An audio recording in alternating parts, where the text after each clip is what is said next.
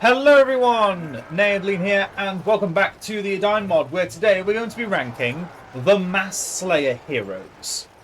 And similar to the Hero Slayer ranking video, I'm going to be using examples in each one, but this time I'm going to be using Mordor Orcs as our subjects. So, for example, we've just got obviously the best Mass Slayer ability, but we're removing two things from the equation. First, let's get those orcs to shut up. So, no ring hero forms allowed, and no custom heroes allowed. So, Gandalf, for example, is probably the only Mass Slayer of Belfalas, for example. And yeah, all the other heroes not included because they don't have Mass Slayer abilities. They don't have Mass Slayer auto attacks. They don't really exude any Mass Slayer capabilities. Unlike someone like Gandalf, who's also labelled a Mass Slayer. We've got 20 in total, and the first one isn't actually a Mass Slayer, but I put him as one because he has got one ability. That makes him a Mass Slayer, in my opinion. At number 20, we have Drauglin, a hero who is meant to be designated as a scout hero, but has some real mass slaying potential with his level 10 ability, the Razor Crescents, or in his skin changer form, the Howling effect. I don't know the actual name of it, but the Razor Crescent is what I'm going to be showing off. So yeah, he has got other attacks that can be quite devastating, but his main one is the Razor Crescents. Look how this did some pretty decent damage to all those orcs. Yes, it's not a very good mass slaying ability, but the fact that you get this on a scout hero is in itself an amazing little tool. Let's use it again, and those orcs are already just getting devastated.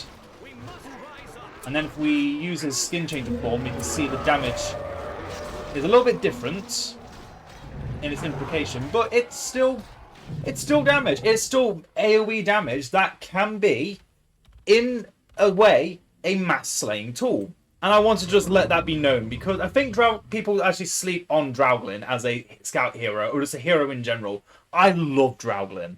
He is one of my favourite scout heroes because of the fact that, one, he's a skin changer. Two, he can turn into a werewolf when he gets transformed using the Might of the Iron Crown. And then he also just has this mass AoE attack, which, yes, another scout hero has that ability, but it's not designed to be a mass slaying effect. It's a runaway tool, basically. But with Drauglin, it is a mass slaying tool, and I think that's a nice little touch to a scout hero that probably doesn't need it, but it's fun anyway. I like it. At number 19, we have Murin, who is also kind of not really a mass slayer, although he's called a mass slayer. His main things is that he can do a knockback attack when he has his friend Draw on the field. He then has this weird Charge of the Iron Hills ability, which I'm going to try and use. But it used to be just a straight-on attack. Now it's a backwards attack. Let me show you what I mean. Let me just... If I put this here, it should go backwards like this. Yeah. It's a really weird attack. And it only goes around Murin, but you can't be used around... you can't be used on top of enemies. So it's a very weird thing. His main thing, though, that's AoE damage dealing, is if we go into proper view here so I don't mess this bit up, is his barrage.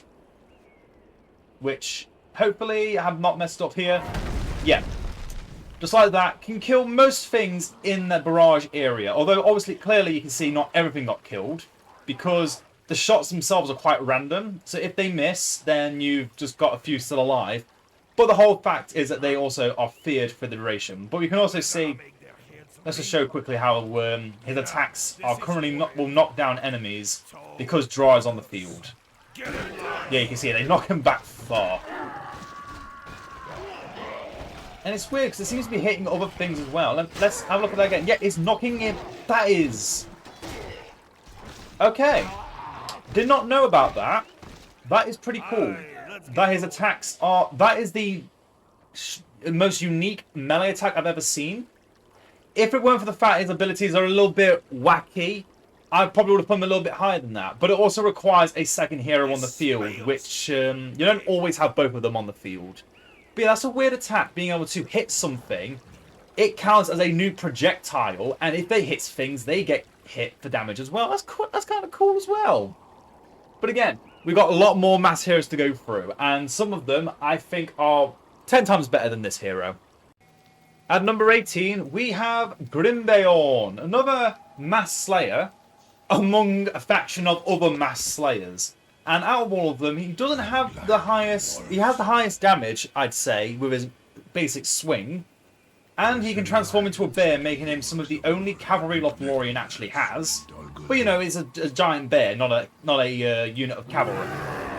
But his main AoE attack is his bees. So let's get into the battle against these orcs. Just charge in. And once we've charged in, let's throw out the bees. And let's have a look at that AoE damage as it's circling around him. You see, it's not always every single entity is getting hit, so it's not a constant AoE against everything around him. It's choosing a few targets and it's killing them. Also, his trample's pretty good, and that's without his Power of the Wilderness being active and his Throat Deadly Bite. He's got a lot of slaying tools.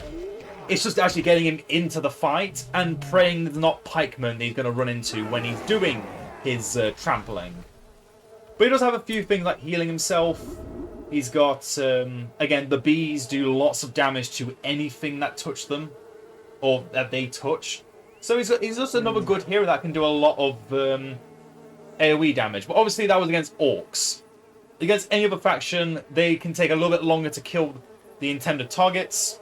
And he might actually take more damage in trying to kill them. Because again, if he's in his bear form, he's going to take that damage. If he's in his human form, he's honestly quite noticeable, and you will probably take him out before you let him get high enough levels to get the bees, because the bees are nasty.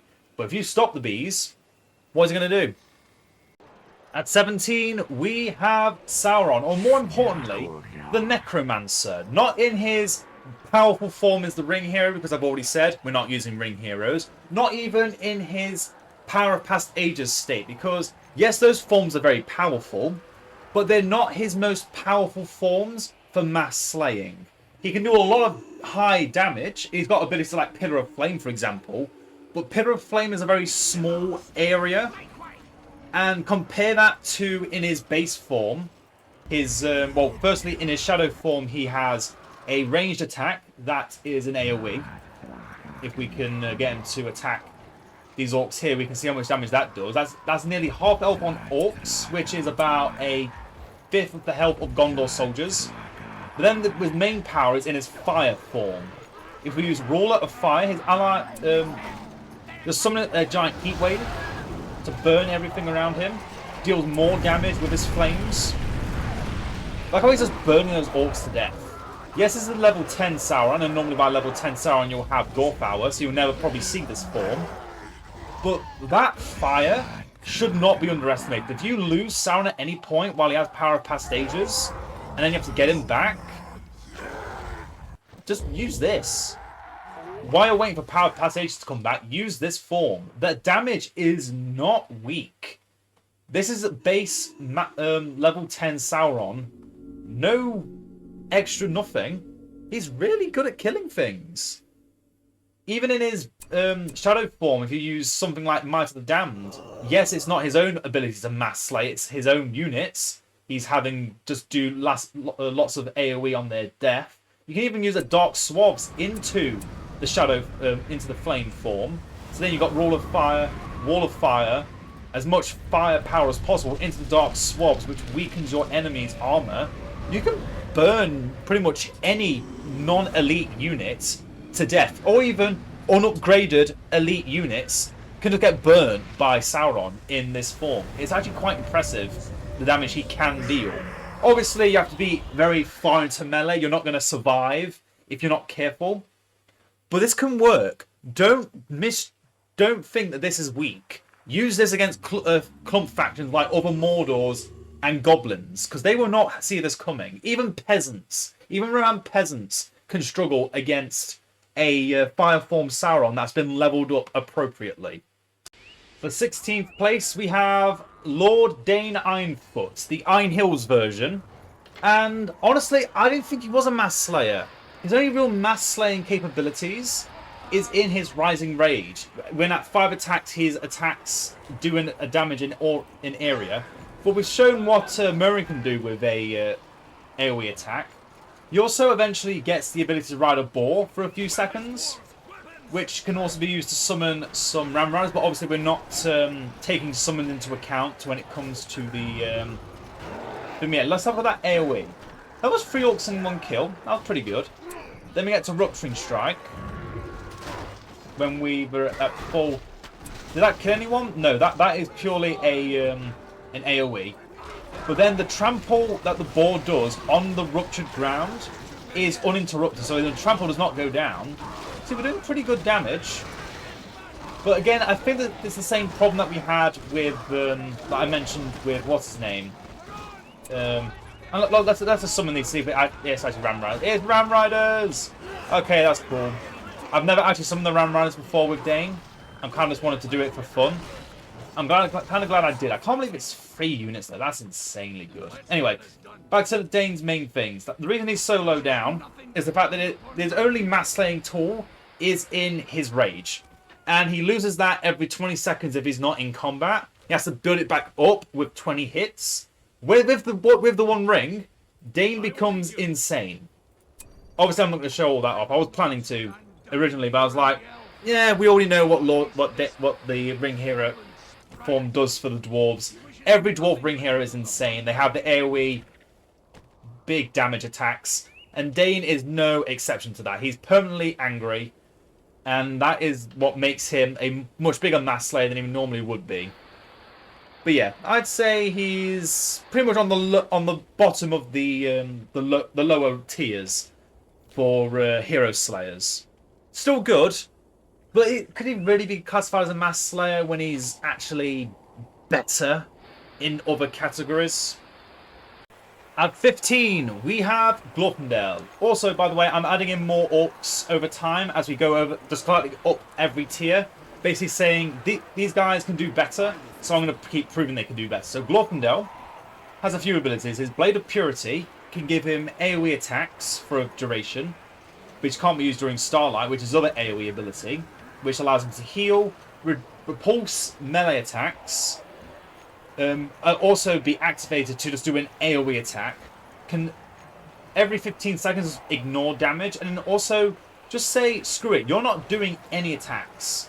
But also that can't be used during Collect Starlight. So let's start with Collect Starlight when we get into the attack. Oh yeah, also in Mount Dismounting does get Asphaleth's extra speed boost instead of Blade of Purity. But yeah, we're going to use that extra light. It's going to get through there. Pretty big AoE attack, by the way. And then use Blade of Purity. Again, we get that extra armor. And then Light of Hope to just say, you know what? No, you don't get to attack. Which makes Glorfindel pretty good at just killing off anything. Orcs definitely are included in that. And look how it just stands over them all as well. Yeah, he is a very good hero killer. The only thing that really holds him back is the fact that all his things are mutually exclusive. You can't use Collect Starlight during Light of Hope. You can't use Blade of Purity during Collect Starlight. You can't use Starlight while using Blade of Purity or Light of Hope.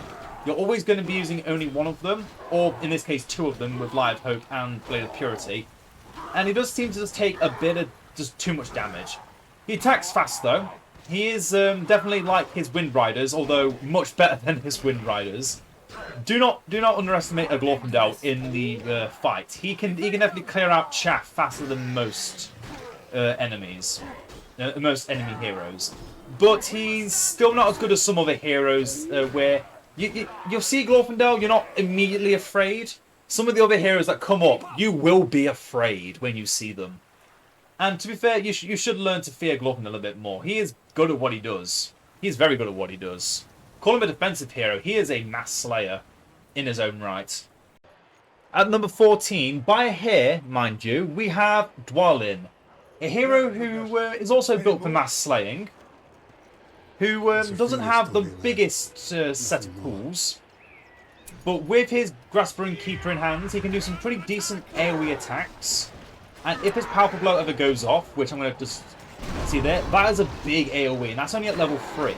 At level 8, he gets an ability that gives him faster attack speed when he's dual wielding axes, and can just do some destructive damage.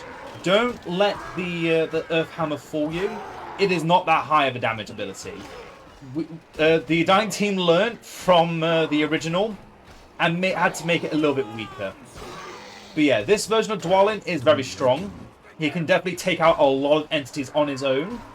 But with the thing about Edain Luin is the fact that he's not meant to be on his own doing all the work by himself. He's meant to be working with the other dwarves. That's what makes the dwarves of the Edain Luin so strong, is that they all coexist together. But Dwalin is the one that stands out. And if you use Barlin's runic shield, you can just keep him even tankier. Prevent him from dying. The Wrath of the Dwarves definitely helps. But yeah, the Earth Hammer, let's just have a quick look at what damage that can deal. Because it is not a lot. You can see they have health. It did not move much. And these are orcs, so you know it's not much if it's not enough to kill an orc. But either way, that powerful blow, said that on autocast, because sometimes when you try to do it yourself, it doesn't work. I find using out an autocast works really well for me. I'm not even talking about the fact he can summon his some friends with Oin and Gloin, who do some damage on their own. But of course, I don't really want to quantify his abilities with these two, because they're not really mass slayers in themselves. They're just two entities that hit things for some damage. But in his own right, Dwalin, really strong. Give him some Mithril Mail, he's even tankier, so he can just keep going off on a killing spree. He's good. Thumbs up. At 13, we have the Witch King, or more specifically, the Angmar version of the Witch King, who has a few decent mass slaying tools in his repertoire. The fact his attacks are basically AoE attacks in themselves, mounted or dismounted. But he does have a few things that are more focused around doing AoE attacks. If for example, he chooses the favour of the Witch King on the Thralls, which is by targeting a Hillman village or a Orc village, this ability here becomes a vaster AoE attack, but also lifesteal for the duration, but can also attack allies.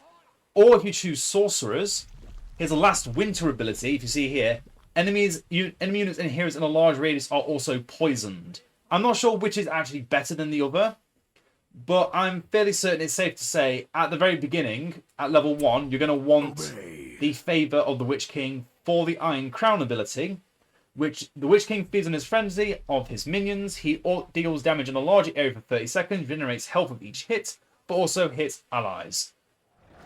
But is not available with his Life Drinking Blade ability, which takes away his AoE, but also just reduces the damage of all enemies by 30%. So let's have a look at his first attack. Let's see how many he hits there. Pretty decent. Now let's see what happens now. We can't really see much of a difference, but we also have Last Winter, which just activate. You can see all his enemies are now weakened.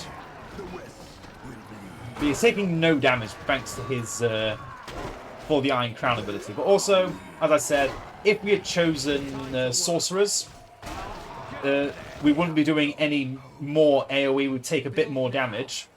But look how quickly this ability also comes back. So if you do pick the Thralls, you're going for a more early to mid-game victory with the Witch King.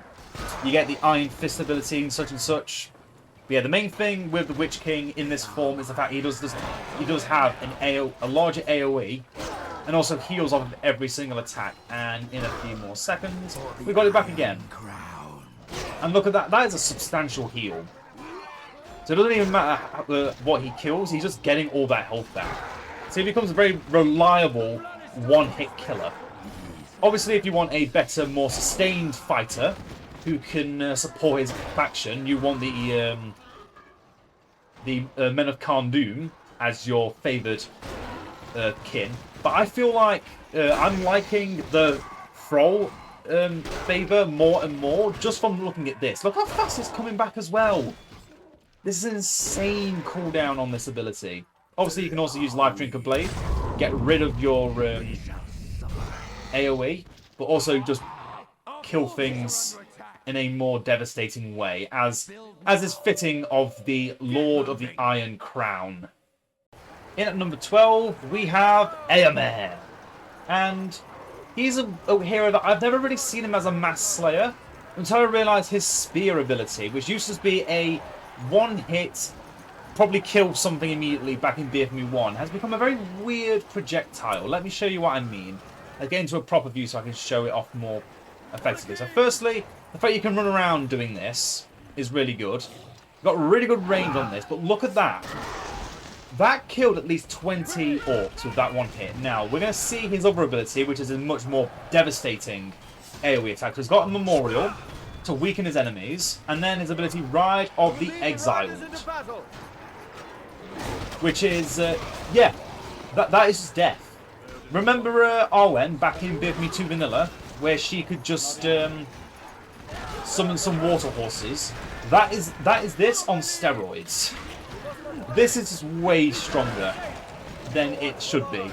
Obviously, it's a level 10 ability, so it is meant to be powerful. But the fact that this is a ability given to a Rohirrim hero, a hero that doesn't really need more trampling power, it's kind of silly. The piercing spear is a really cool mechanic as well. The fact that it's not like Eowyn's spear, which is the smite, the one hit and kill.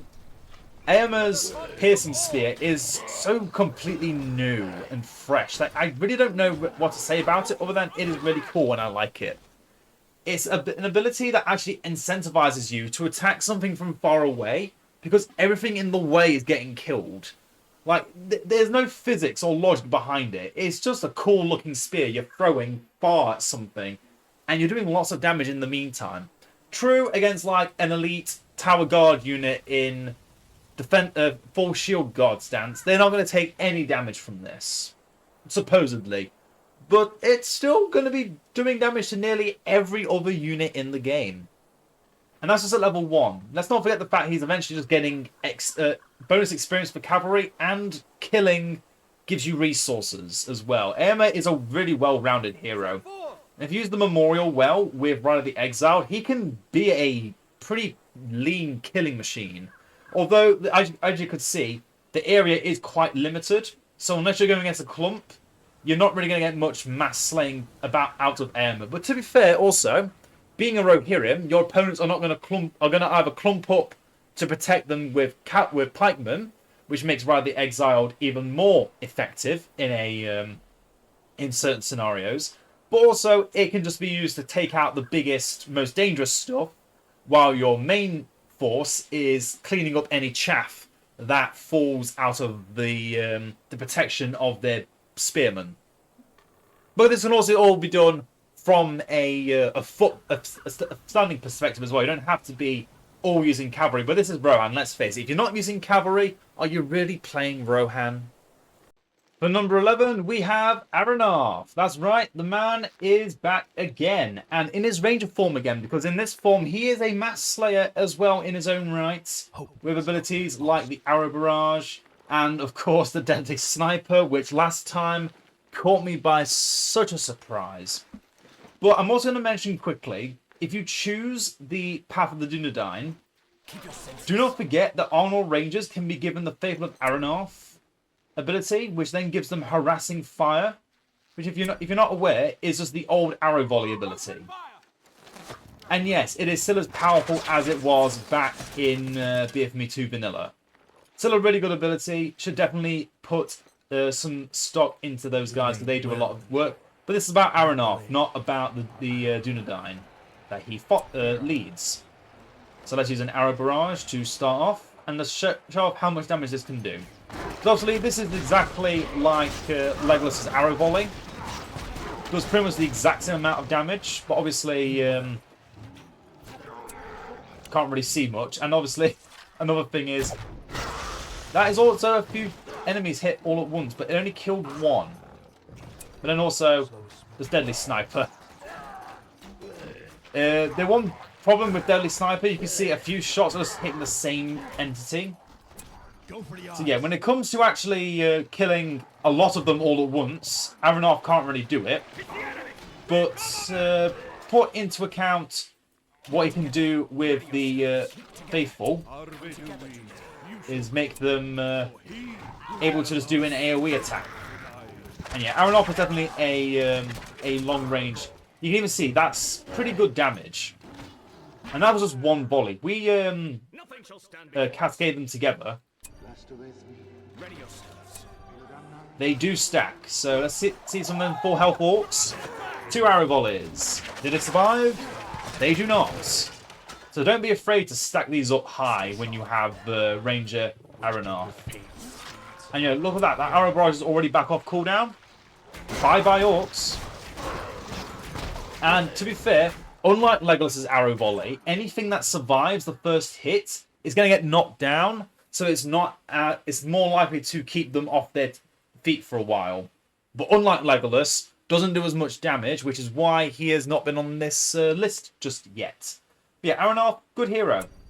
As just hero slaying and mass slaying, if you give him the tools for it. Obviously, he's not designated as a mass slayer, but he's one of the heroes that I think deserves to be called a mass slayer. One, for his own abilities, but also by choosing the Dunedain path, just getting this ability back with the Ithilien Rangers from BFB 2 Vanilla. Oh, it's a lovely throwback. Halfway there at number 10, we have Elrond, who is a very powerful mass slayer in his own rights.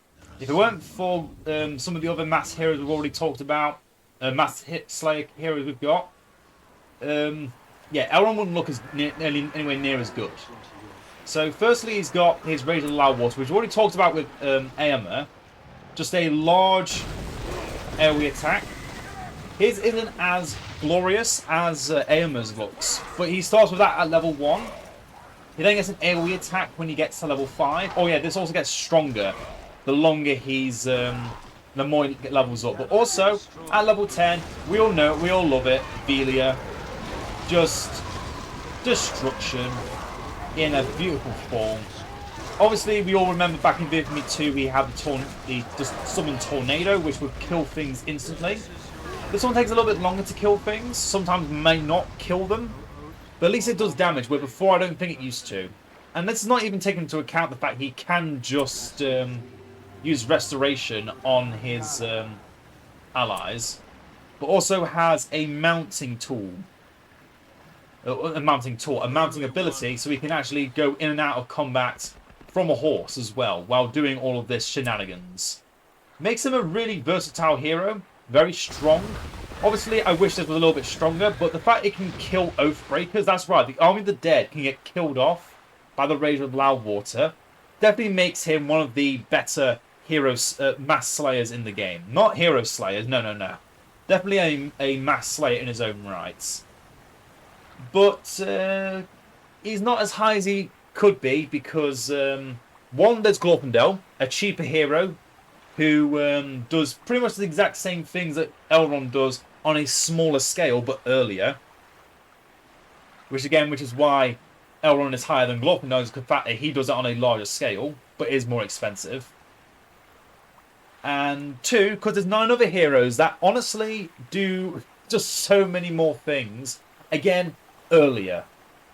For number 9, we have Legolas. That's right, he's back and he's doing his actual role this time as a mass slayer. We've already talked about in the hero killing video how he can just do some insane single target damage with abilities like Hawk Strike, or if he single targets a Arrow Wind on one hero. But he also has insane AoE capabilities, just a normal ordinary Hawk Strike. Or does even his ordinary basic attacks with his bow from a good range, or some of the fastest attacks in the game. But yeah, even his Hawk Strike has a very decent AoE. And then also just give him his Arrow Wind and he's good to go. You don't even need to use the Restoration from the hidden one. You can just use Galadriel's Restoration. And then he's just back up, killing orcs again by the dozen with just a few arrows. Yep, needs very, very little convincing for me to just say, yeah. This is why Legolas is one of the best hero killers in the game. Just having a auto attack from a distance is one of the reasons what makes some of these mass slayers really good.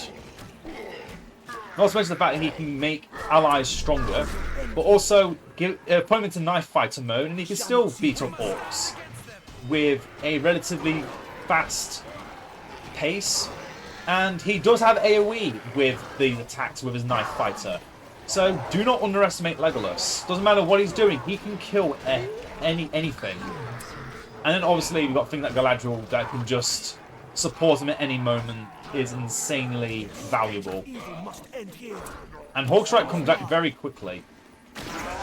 Yep, that's just another dozen orcs dead in one hit. Then running away in fear as they get shot down one by one. Definitely a great hero, but his main weaknesses is his arrow wind can miss its targets if they run out of the AoE before the attacks actually begin. And Hawkstrike can sometimes hit a target that's about to die, and so the attack doesn't go off. So that's what, again another ability that I could normally auto-acquire and be happy with. But if I want to target down a hero, for example, that's a good thing to target because that's never going to get really killed off very quickly. You also got your elf eyes, so you can see from far, far away, and also train archers. If he had some other abilities, he could be a much higher up on this list. At number 8, we have Mordor's version of the Witch King of Angmar. So, we've shown off what the Angmar version of the Witch King is. A fast AoE damage dealing tank that can heal himself if he dedicates himself to the Wildmen, the Hillmen, the Thralls, or becomes a poison AoE damage dealer if he goes to Sorcerers. So what makes this version of the Witch King vastly better, in my opinion, as a Mass Slayer? It comes down to two things. Firstly, you don't have to spend time at level 1 going to level 10 with this version of the Witch King. You level up Sauron, plain and simple, and this version of the Witch King will level up with him. And secondly, if we let's come up here a bit, he gets a Fell Beast, making him one of the hardest entities to hurt in the game because of the fact he can now just kill anything from the sky. And that was 12 units of orcs that were there a second ago, and they just got reduced to at least half with just one hit. But let's just bring him down because I want to show off his main thing about being this version of the Witch King. The Hour of the Witch King. Very easy, very simple, just boom. And this ability is also meant to make him a hero killer as well. I didn't honestly realize he is designated as a hero slayer for Mordor as well as a mass slayer. But honestly, I still think he's more of a mass slayer than a hero slayer anyway, because if this is his only really real way of dealing with heroes by just making their abilities reset, that's half the heroes in the game dealt with. What about the other half that are better at hero slaying? Yes, you can turn into a wraith form, but yeah. The fact he can, 1, ride a horse, 2, in his foot form has that giant flail to just swing around, and then can use Hour of the Witch King to just go boom, but also is able to fly on a Fell Beast and kill anything from the skies, makes him a threat to nearly any unit in the game that doesn't have an arrow or is Eowyn that can deal with him. But yeah, Witch King, just in general, powerful, amazing hero for Angmar and Mordor. But this version of Witch King I definitely prefer for a Mass Slayer role because of just the damage he can deal. Angmar's version, that's more of a all-round character. For number 7, we have Gimli. And some of you may be wondering, how is Gimli a better Mass Slayer than, say, the Witch King, who we just showed off could murder an entire set of orc battalions just by clicking a button? Well, the main reason is the fact that his Mass Slayer abilities are all packed in his first 2 levels. Axe Throw, medium damage on a small radius around the target, so similar to Hawkstrike, but also Leap. Leap Attack is one of the most ridiculous abilities in the game. Let's start with that AoE Axe, and then let's go into the Leap. Again, level 2 ability. Most of those orcs are now dead. And then we can get into his Slayer form, which will do even more damage. His axe throw comes back ridiculously fast. Can't really see much of an AoE, but it is supposedly there, so I'll believe it. So yeah, Gimli's taking a decent amount of damage from all those orcs. But granted, he is currently alone. And his last ability is very on the nose. He just becomes as stubborn as the dwarves can be, makes himself weaker, but makes all his allies stronger because he's making his enemies weaker at the same time. So, yeah, pretty good hero. Obviously, getting a little bit beat up here. So I'm not going to deny he is not as good as, say, the Witch King on a overall basis. But when it just comes to mass slaying, he can do it earlier than most other heroes in the game.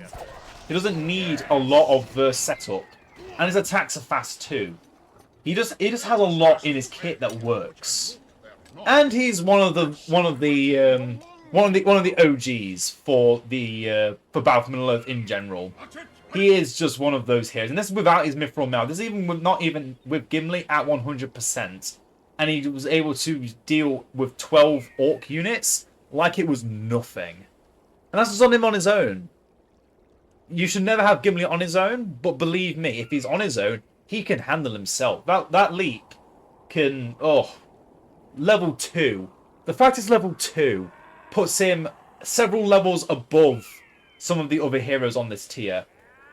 If his mass slaying abilities were a little later on, he would be further down the list, because some of the other heroes we've already talked about, very late game abilities, and even like the Witch King needs to get firstly the middle tier powers to give him this Fell Beast, but then also his AoE damage only comes from being in that form as well, and then the Witch King only comes from that form. So Gimli getting all this at level 2, just 3,000 resources, peak of mass slaying potential. And one of the first heroes you should really be afraid of when you see them out the gate, because he can just do some ridiculous damage and levels up relatively fast for a expensive hero. Following after Gimli, at number 6 we have Moloch, who has a very similar kit to Gimli when it comes to mass slaying. He's basically Rogash with, Mordor kit. His first ability just gives him even more damage over 40 seconds. His basic attack is a large AoE cleave of that giant sword. He can also swap between his sword and hammer, of course. He wants to do more damage to buildings, but we're not on about buildings. His main thing is just, swinging hard with that sword and his leap. Let's just... where are they? Looking more clumped up like that. Like ants. Now, Gimli's leap was insane, considering it's a level 2 ability and how much it does. But if you know Rogash, you know Catch Rogash, the old slogan of his. How about catching Moloch?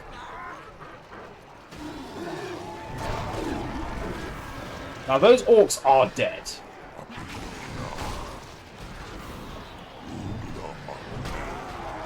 And again, this is all just his early game kit. Late game kit, he gets trolls. He can make trolls. Obviously, he can't use any of his own other abilities while enraged, but yeah. Considering how little damage he's taking compared to what Gimli took, and these orcs are level 2, and there's more of them, or was more of them even, the damage he can deal is crazy good. He's definitely not a hero you want to be messing with. However, there is one weakness to, a giant troll, is the fact that he is a giant troll. Quite easy to notice. Which also, gives him a bit of a fear factor. But, summoning 3 attack trolls as well, that is one thing to fear if you get him to level up fast enough. And yeah, Moloch, he is a beast. And again, is actually cheaper than the Witch King, getting him fully leveled up. Moloch is much cheaper. Getting him to level 5 gives you a level for Sauron. Him with 3 other trolls gives you a level for Sauron. Just having him around is just a good thing to do if you don't already have, like, Gothmog. Because he is just a mass killer. And he does a very good job. Just keep Pikeman away from him, though, because he does not like those spears digging into his precious skin. At number 5, we have Saruman. A very, very powerful hero in his own right, with only one ability that really doesn't do anything when it gets to the late game, because it's like, give experience to target units. If you're using Urukai, you're not getting level 5 upgrades to then use this and get further level up. That doesn't work. So this is a bit of a weird one. But with Wizard Blast, Fireball, 2 of the spells he's had since BFMU 1 Vanilla, and then also Thunderbolt, he has some really good tools for not really, I wouldn't say mass slaying, but elite slaying is what I would say his abilities are more revolved around. Because Thunderbolt has a very small AoE compared to the other heroes that we were talking about have much larger AoEs. But you can see it does some, it did kill a lot of them. And those that remain are then just clumping up more for Saruman to just obliterate them. His attacks are also, for those that don't know, have a mini AoE and knockback. So, and he attacks pretty fast too, so he's not exactly weak. Also being able to convert some enemies for a time.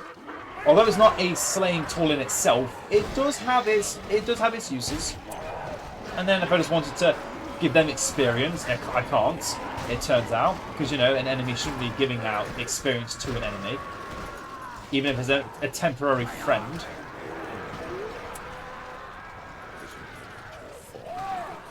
Oh, turns out that reverses the reverse convert. Got to finish them off though. Come on now. There we go. So yeah, Saruman, even with his Saruman many colours, is one of the best hero killers. However, not the best. If we were ranking them by ring hero status in mind, without a doubt, Saruman will be ranked number 1. His ring hero forms are some of the most powerful mass slaying ability, some of the best abilities in the game. Full stop. But obviously, the reason why that's probably one of the main reasons when I didn't choose to rank them by AoE ability with just their abilities, because if you just take one of the forms of so which version do we get? Saruman the Blessed. The Thunderstorm has a very large range, a range of an outpost, can destroy an outpost on its own. He has, you know, just burn something alive, an area alive. That kills most things in one hit. And as a melee attack becomes a ranged Thunderbolt or Fireball. And yeah, just permanently steal some troops as well as a cool thing. But yeah, the fact that Saruman becomes a completely different beast in his ring hero form just shows you, should show you, why I chose to keep ring hero forms out of this. Because if I didn't, I don't think anyone could actually beat Saruman in a fair fight. It's so hard. Even the strongest hero slayers could not touch him, because his attacks will just knock them down constantly. Honestly, Saruman is a beast with the ring. Without the ring, he's a beast.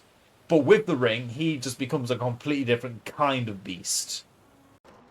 The number 4 slot goes to Zafragor, a hero who I don't show off a lot of with Angmar, and honestly, I wish I could show him off more. I just never seem to get outposts or want Helagwyn over Zafragor. So, what makes Zafragor so good? Mainly the fact that he has one of the biggest AoE attacks in the game at level 10. But starts off with a very decent AoE damage attack. And another thing to think about is these abilities require him to spend his health. His main ability, Warrior Mage, makes it so the more health he loses, the less his spells deal. But he just has more damage and armor in exchange. And eventually it just becomes his attacks don't actually do any damage, but instead are very, very just good at being used as fake-out tools. So, his Devastating Strike is a AoE ice attack. His Slaughtering Stride makes him just kill things by walking. And obviously the Raging Anger. is his AoE attack, which is reminiscent of the Word of Power from Gandalf. So let's use Fanaticism. Do more damage with abilities. Probably don't need to do the extra damage, but hey, we can. And then the Raging Anger. Watch his health just vanish.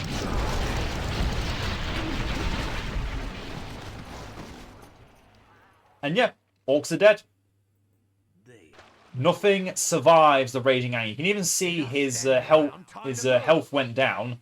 So the runes on his sword have changed to a different colour. Which I really like. His other ability, Slaughtering Stride, is a... oh wait, no, I have to let it go off. Let's finish the animation. Now he's paying life to constantly damage things around him. And then he has the Devastating Strike, which whenever he hits, he does a big AoE knockback around him. And that's just a level 1 ability. Fanaticism is really good. Abilities cost more health, but for the price, you just do more damage is really cool. And then just doing more damage and moving faster as well. The fact that Slaughtering Stride makes him move faster gives him an ability to either run away from a dangerous encounter at low health or run in with renewed vigor, thanks to things like Fanaticism, and then just release the Raging Anger. Nearly loses life, yes, which is not a good thing, but considering it just cuts out the middleman, prevents you from spending all that time building up all that nonsense, just one big kaboom and you're done. I mean, what else can you want? That was some major damage. Yes, it was in a small corridor, and there wasn't much to be shown off, but it doesn't need to be. And look how fast it comes back. The fact it costs life to do all these things, it pays off. It really does. It pays to actually have that health reduction, so that you actually are incentivized to just do a big thing, walk away, or even better, stay in the fight, have more power in the fight, and then when the time comes, use something like Slaughtering Strike to just run away. Or chase. But yeah, I love Zafragor. I've always loved Zafragor. His design, his purpose, his abilities just make him a perfect combination of fighter and mage. And that's kind of my entire thing. So I love Zafragor. I just wish I could use him more. Third place goes to Galadriel. And I honestly forgot she's even labelled as a Mass Slayer. I thought I was just calling her a Mass Slayer, saying like, yeah, third place goes to her that wasn't even labelled as a Mass Slayer. But no, she is. Her basic attack is an AoE Light Beam. She gets a mini Word of Power through White Lady's Banishment at level 7. So she technically got a Word of Power faster than Gandalf. And she can also just make anything in the area just deal no damage if there's Gifts of Galadriel given out. But yeah, her base AoE damage can nearly one-shot all orcs at level 1. But this isn't mainly about this form of Galadriel we're going to be talking about. Let's just quickly use White Lady's Banishment before we talk about the main part of Mass Slayer Galadriel, where she just killed half of them from a pretty decent distance. This is about the Queen of Twilight. One of her originally ring hero states got added onto one of the powers for Lothlorien. And yes, this is technically a ring hero state where if you accept the ring, you are then permanently in this darker state. However, because it's a power, and we've shown off already Saruman, the White Wizard, Saruman of many colours, had a passive power to make him stronger. Zafragor had a cooldown reduction on his abilities thanks to the middle pit power of Angmar. So why not show off Galadriel at her best when she's a Mass Slayer in her Queen of Twilight state, where she has Treacherous as the Sea, and her attacks become so much more devastating. That was just an ability that you get at level 5 as well. And yeah, this power is not... You don't even have to get Galadriel leveled up to get this power and just have incredible AoE damage. Just make it so enemies don't deal damage in a large area. And then also stronger than the foundations of the earth. is seems to be only really working if there's a building in the area. But hey, if there was a building in the area, that could do heavy damage to buildings as well. She's not just dedicated to killing units. Although she's missing the bottom power, which I believe is only limited to when she actually has the one ring. But yeah, the fact that she just has, in her base state, one of the best auto attacks in the game, a ranged AoE light beam, just makes her incredible. And the fact she gets a mini word of power is so cool to me. It definitely made Galadriel one of my favourite heroes even better, and that's only a portion of her base kit. Obviously, yeah, the Queen of Twilight is really powerful and all, but her base kit in itself is already better than most Mass Slayers we've already talked about. If we were just talking about her base kit on its own, I'd say she'd still be better than Gimli. She'd be down like 2-3 slots. She'd still be one of the best. Give her ring hero state for a small amount of time, and she's number 3. Incredible hero, perfect in every single way, and it's not even her main kit. The main kit being obviously make enemies run away, giving gifts to everyone to make them stronger, and then healing them to fall, and then healing everything on the map. She is just the full package. She is the perfect hero for a faction like Lothlorien. Beautiful work, Edain team. Beautiful work. At number 2, in second place, we have Smaug the Golden, the chiefest and greatest calamities. And he is so close to being number 1. But what puts him behind is the fact that he is a giant dragon. Very easy to spot, very easy to kill if you have the right tools. But ignoring that fact alone, he has a fireball that he can rain down from above and murder most things that ever come close to it. He can beat his wings to turn that fire that he's began, grow and spread. He also does AoE damage to all things in that area. So all that giant clump of goblins and orcs has got nearly barbecued. And then there's Incinerate. The fact that anything dares clump up, and it is dead. And also he can just destroy a building if he reaches level 10 is insane. And this is all when he's in the skies. When he's on the ground, his breath can just burn anything alive. Let me just quickly convert some of this base into a enemy so I can just show you the burning damage it can do. I will lead you. We must go. Look at that.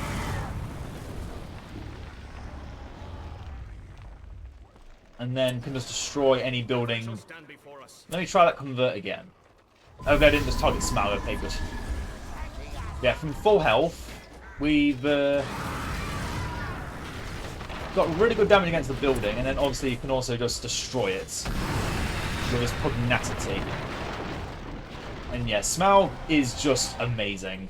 He moves fast on the ground as he does in the sky. He's easily able to go back into the sky or fall onto the ground. His Fireball is a level 2 ability. His basic attack, going down and swooping down, is stronger than the Fell Beasts because it doesn't require him to snatch something up. It's like Drogoth back in Bith Me 2 Vanilla. It's insane damage. Fireball comes very early after that, and then Flap, such a silly name. But yeah, you can just flap your wings, cause that fire to keep spreading over and over again. Or you can just have it underneath a clump of very weak enemies and just watch them all die. Smaug gets all the credit and levels up even faster, getting closer to Incinerate. And as you saw, anything that gets stuck in one area, which unfortunately I wanted to spread them out more, but it's not very easy to make enemies spread out when you're converting them. But yeah, you get what I mean. The Incinerate is insane. Smaug has some of the best mass slaying abilities in the game. Just bar only one. Only one, and I'm sure anyone who has played Battle for Middle-earth should know who this character is. They should know they've been number 1 since the very beginning of Battle for Middle-earth 1 Vanilla, the one and only Gandalf is my #1 choice for the best Mass Slayer in the game. Seeing that he's not been changed since Battle for Middle-earth 1, how can anyone blame me? He's not only got amazing abilities that are good at hero killing, but also just mass slaying as well. He can deal with elites like similar to Saruman. He can deal with big blobs with things like Wizard Blast and Word of Power. Look how that killed 3 Fountain Guard with 1 hit. And then Lightning Sword can probably just one-shot those poor buggers. Or, you know, just kill him in 2 hits. And then get him on Shadowfax and get him in for the one and only. I wanted this to be a big finale, and what better way than with the power of all powers. The word of power. Get out of my house! Hope you've all enjoyed. I hope you've all learnt a few things about the Mass Slayers of Middle-earth, and how some of them are definitely better than others in nearly every single regard. And I will see you all in the next one. Farewell.